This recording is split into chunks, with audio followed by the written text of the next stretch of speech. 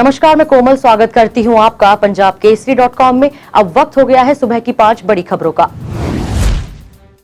बंगाल की चुनावी जंग में ममता बनर्जी के सामने चेहरा कौन? बीजेपी की इस टेंशन से टीएमसी को कैसे मिल रहा फायदा? पश्चिम बंगाल की चुनावी जंग में ममता के सामने चेहरा कौन? ये चुनौती भाजपा और कांग्रेस लेफ्ट के लिए बड़ी होती जा रही है।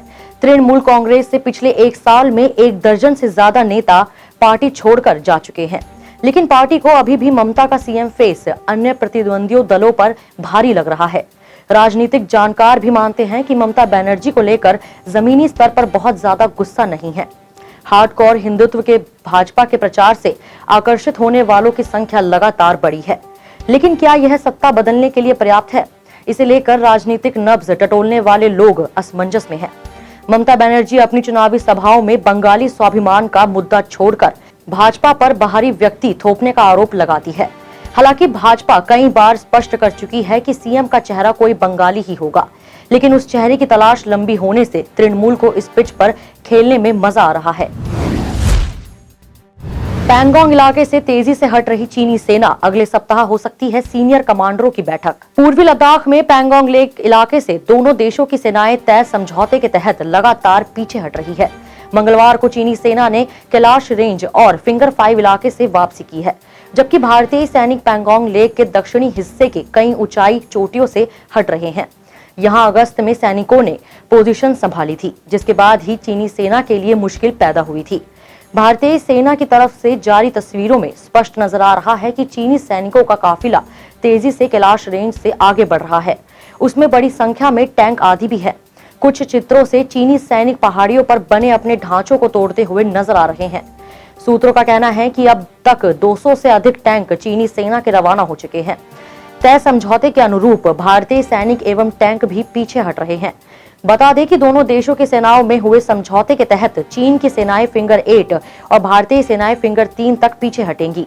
समझौते में 48 घंटों के भीतर वरिष्ठ कमांडरों की बैठक करने की बात कही गई है। प्रधानमंत्री आज NASSCOM technology and leadership forum को करेंगे संबोधित। प्रधानमंत्री नरेंद्र मोदी बुधवार को वीडियो कॉन्फ्रेंस के माध्यम से NASSCOM technology and leadership forum को संबोधित करेंगे।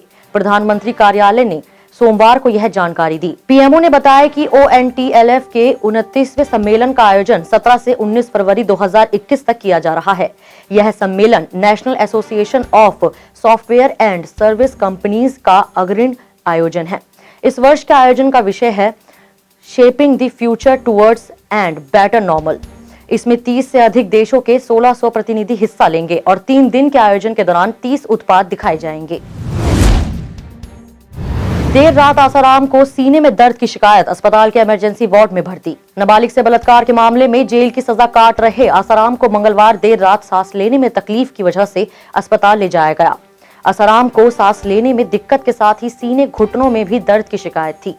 आसाराम को बेचैनी महसूस हुई तो पहले जेल के डिस्पेंसरी में 1 घंटे तक प्राथमिक उपचार दिया गया और इसी के बाद आसाराम को जोधपुर सेंट्रल जेल से महात्मा गांधी अस्पताल लाया गया, लेकिन यह ECG और ब्लड टेस्ट करने के बाद देर रात 12:45 के आसपास उसे मथुरा दास माथुर अस्पताल शिफ्ट कर दिया गया।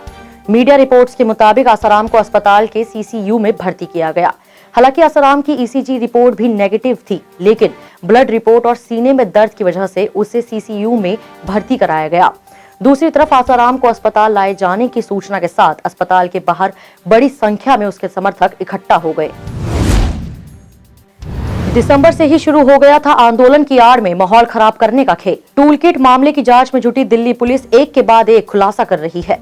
दिल्ली पुलिस ने अब यह चौंकाने वाला खुलासा किया है कि आंदोलन की आड़ में माहौल को खराब करने का खेल बीते साल 9 दिसंबर से शुरू हुआ था। यह खुलासा निकिता और खालिस्तानी संगठन पायटिक जस्टिस फाउंडेशन के बीच चैट से हुआ है।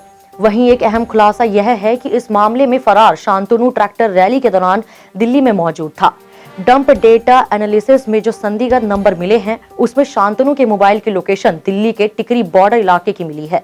इतना ही नहीं, तकनीकी जांच में पता चला है कि वह 20 से 27 जनवरी के बीच दिल्ली में ही मौजूद था।